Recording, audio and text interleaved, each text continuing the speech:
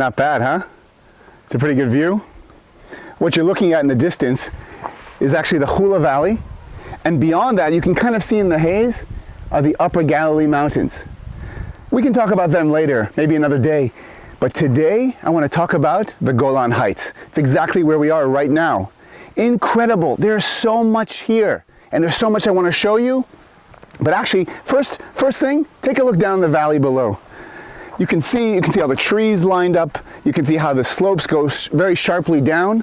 It's actually a very deep ravine cutting through the basalt rock, which is here on the Golan Heights. And it forms a river called the Jilabun River, which is incredible. The trees and the plants and the animals that are here, but most importantly, there is an incredible waterfall, which I want to show you today. You can tell it's a little warm today, but it is so incredible. The waterfall is the Jilabun waterfall. It's the second highest in all of the Golan Heights. It's 41 meters, so about 1,200 feet or so. And if you can see, take a look down below. I'm hoping we can find our way and see if we can make a path all the way down the cliff, through the bushes, and see if we can get, and maybe even swim across. What do you think? I think it's a good idea. All right, we'll catch you down there.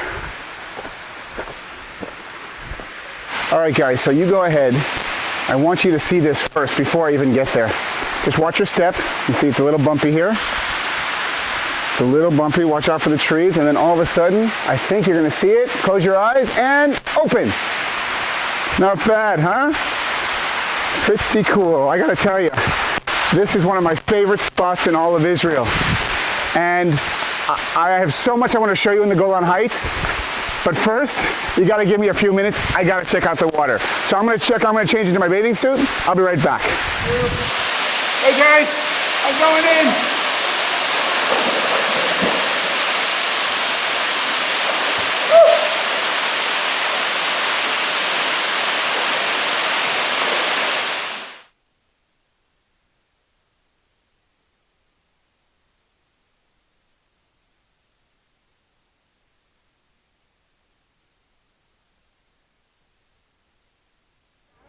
So you see the sign over there, it has distances to all these different places, to Jerusalem, to Baghdad, to Damascus, even to Washington, D.C.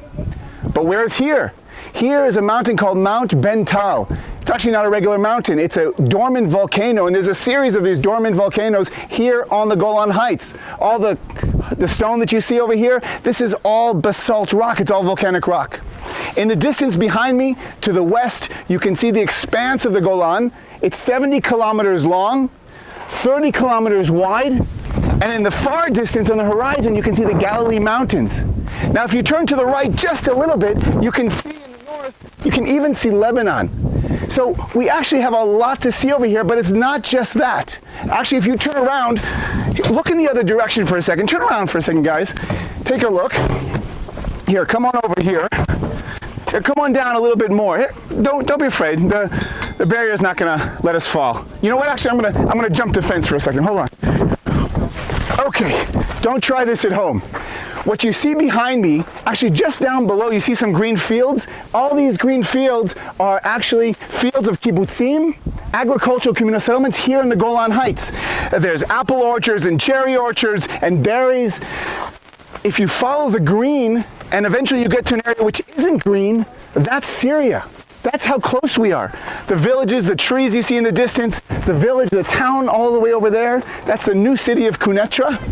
And if you look to in the direction I'm pointing, right over here towards the north, you see a whole mountain range. That mountain range is Mount Hermon.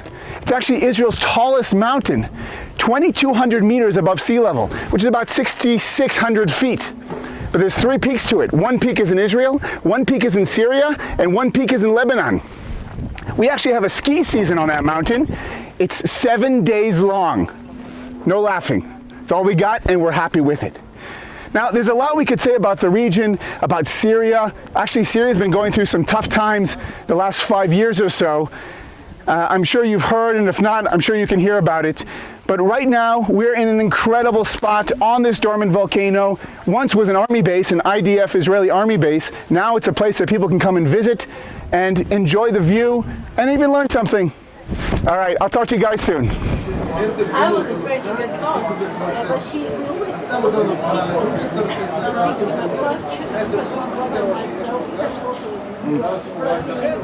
So our day in the Golan Heights continues, and it's actually been a great day. We got a little bit hungry. We're in the Druze village of Masadeh. Here on the Golan Heights, in addition to the Jews who live on the Golan Heights, and there's about 24,000 Jews who live in the Golan Heights, there's also about 18,000 Druze who live on the Golan Heights.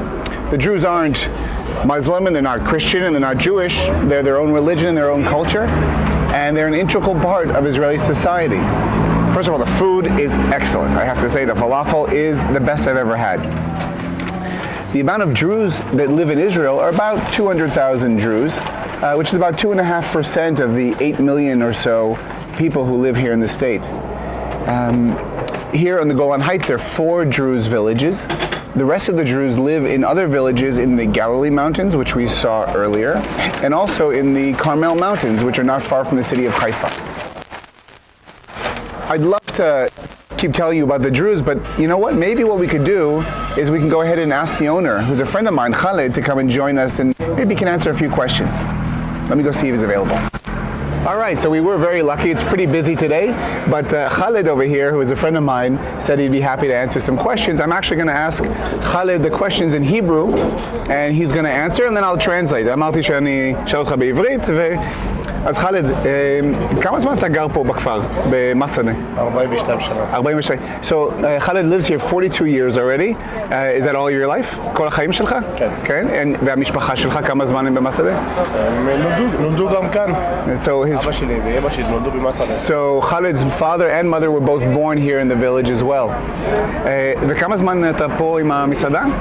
אני כבר זה 4 חודשים וחצי במסעדה. 4 חודשים פה? כן, במסעדה למטה שהייתה לי המסעדה הראשונה, הייתי 23 שנה. Okay, so this restaurant he's been for 4.5 months now, but there was another restaurant that the family had that he had for 23 years. Who would you say comes to the restaurant? מי מגיע למסעדה? איזה סוגי אנשים? אנחנו רואים פה כל מיני סוגי אנשים. בעיקרון יהיה ישראלים, ובנוסף לזה גם כאילו דרוזים, ערבים וגם תיירים מחוץ לארץ. So Khaled is saying that there's all kinds of clientele that come here. There's Jewish Israelis, there's Arab Israelis, there's Druze, of course, it's a Druze village, and there's tourists that come from overseas who come here. So everybody says it's a mini United Nations. I actually added that part, but that's what he meant. All right, I'm going to let him go. So תודה Khaled, תודה רבה. Anyway, it really is. It's a wonderful place to eat, and it's always interesting to learn about different kinds of people. All right, I'm going to get back to my hummus. Thanks.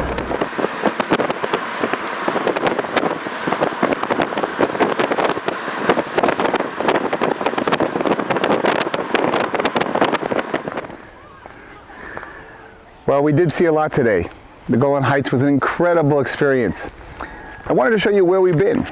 Take a look at this map over here. This is, of course, a map of Israel. You've probably seen maps like this. We spent our day up here in the northeastern corner of the country, the Golan Heights. We said 70 kilometers by 30 kilometers. We started that incredible hike with the waterfall, the Jilabun, right over here. Then we made our way to the Syrian border. We were up on the dormant volcano. We looked over into Syria as well as the rest of the Golan. And then we had that incredible Druze lunch right over here in the northern part. And we just came down, and now we're in the Hula Valley, looking back up at the Golan Heights. Well, the Golan Heights has so much to offer. There's nature reserves with waterfalls, there's dormant volcanoes, there's army bases where people are training today, there are Druze villages, and of course there's rafting right over here. So this is just a taste, and hopefully one day you'll get a chance to see it yourselves, but until you do, I hope you had a good time. See you later. Bye-bye.